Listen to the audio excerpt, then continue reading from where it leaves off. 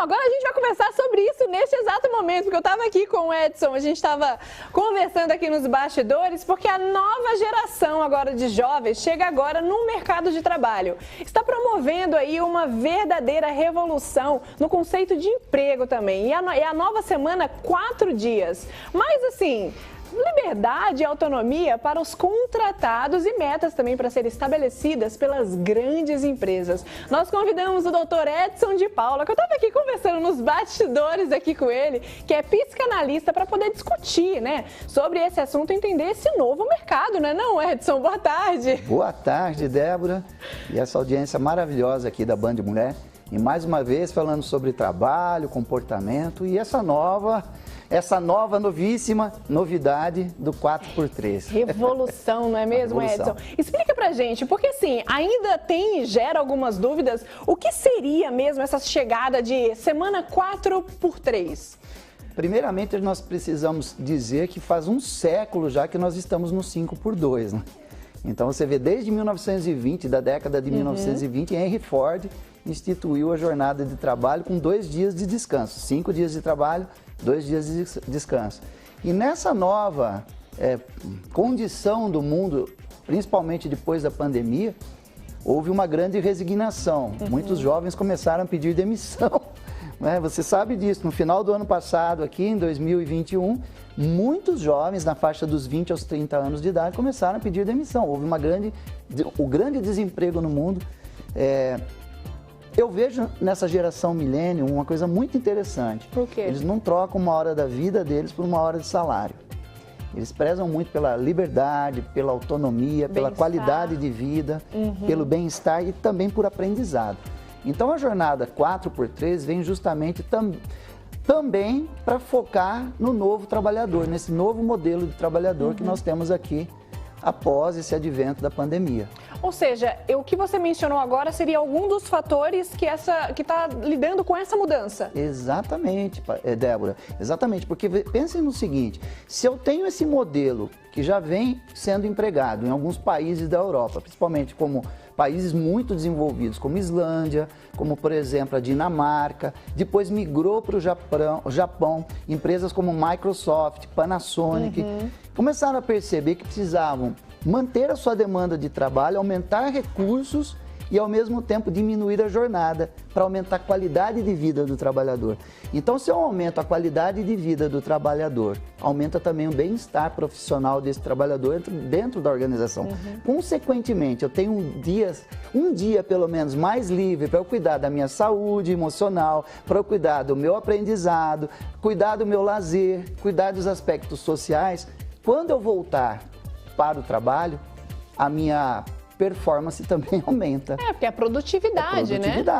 Vai estar mais descansado, digamos assim? Com certeza. E aí essas empresas perceberam que houve um aumento de produtividade de 40% na organização. É incrível. Inicialmente começaram, né, com um teste. Por exemplo, na Islândia começou com um teste.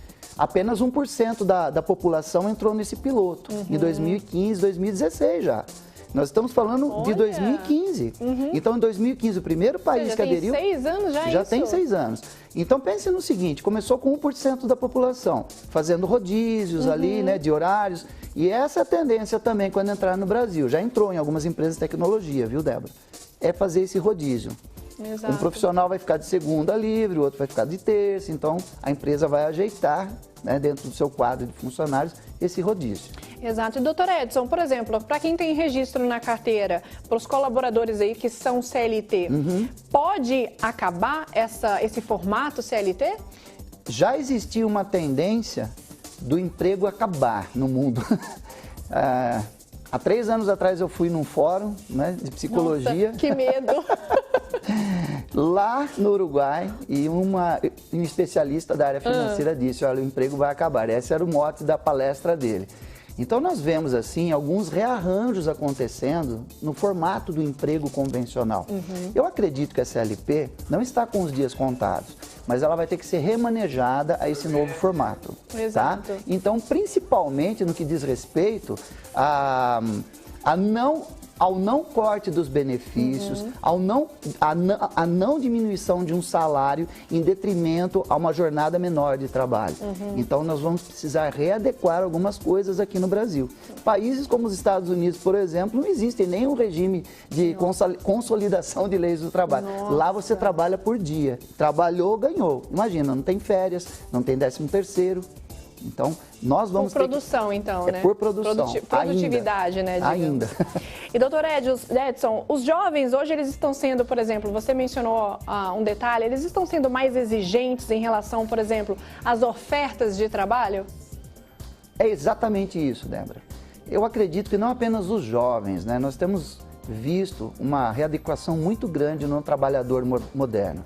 O trabalhador moderno teve uma epifania depois da... Uma epifania, o que é? Um pensamento de qual é o sentido da vida depois dessa pandemia. Exato. Imagina trabalhando... outra realidade também, né, Edson? Trabalhando dentro de casa, a pressão aumentando, o assédio aumentando, não diminuiu o assédio no trabalho.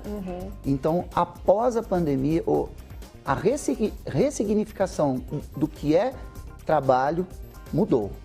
O trabalho mudou na mente do trabalhador. Então, o trabalhador está prezando mais por um momento com a sua família, um momento com seus amigos, mais qualidade de vida, mais lazer, cuidar das 4 áreas da vida, né? A saúde emocional, a saúde física, a saúde emocional, a saúde espiritual, voltou com tudo, as 4 saúdes da vida, né? Então, houve também uma ressignificação muito grande no que diz respeito ao que é trabalho e qual é o sentido do trabalho. Exato. Esse é o ponto. E, Edson, você mencionou agora em relação aos trabalhadores, mas no quesito dos empresários, das empresas, elas vão ter que adaptar esse novo formato no mercado de trabalho? Porque senão, pelo que eu estou entendendo, elas vão estar fora do mercado? Exatamente. Você vê na Nova Zelândia, esse novo formato de 4x3, quando entrou, os trabalhadores não aceitaram isso, porque as empresas continuavam exigindo as mesmas demandas, ou seja, diminuiu o tempo de serviço, mas a demanda e a exigência continuou sendo a mesma. Exato. Então, o estresse aumentou, o esgotamento aumentou dentro da organização. O que as empresas precisam entender é o seguinte: se eu vou manter a minha demanda de trabalho, vou manter exatamente as metas, os mesmos processos, as mesmas rotinas, isso não vai funcionar. Eu preciso rearranjar processos, metas e rotinas e aumentar, Débora, os recursos do meu trabalhador. Sejam eles recursos tecnológicos, recursos de organização do método de trabalho, dar ali um incentivo a mais, um benefício a mais para esse trabalhador, para ele se sentir bem remunerado, aumentando a qualidade de vida dele e mantendo a demanda, ok. Agora, se eu manter a demanda, manter esses recursos baixos e diminuir a carga de horário, vai aumentar o que dentro do ambiente?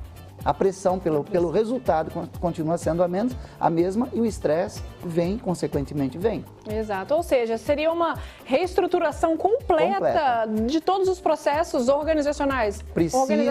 Precisa rearranjar essa questão. Se eu vou manter a demanda do trabalho, a exigência do trabalho, eu preciso aumentar os recursos. Se eu aumento recursos, aí sim, aumentando recursos, aí eu posso amenizar a carga de trabalho, ou seja, diminuir para 4x3, e aí, consequentemente, o meu trabalhador vai sentir o quê? Mais qualidade de vida e, consequentemente, um bem-estar profissional maior. Isso é bom, isso é bom. Trazer essas novidades assim é sempre muito gostoso trazer no Banho de Mulher, viu, Edson? Edson, muito obrigada, viu, por estar aqui mais uma vez aqui no nosso programa, trazendo informação que é muito útil, né? Porque o pessoal de casa, eu não sabia dessa nova regra, dessas novas mudanças, mas muito obrigada, viu? Eu que agradeço e fico à disposição sempre de vocês. Ah, obrigada. A casa é sua. Obrigada, viu?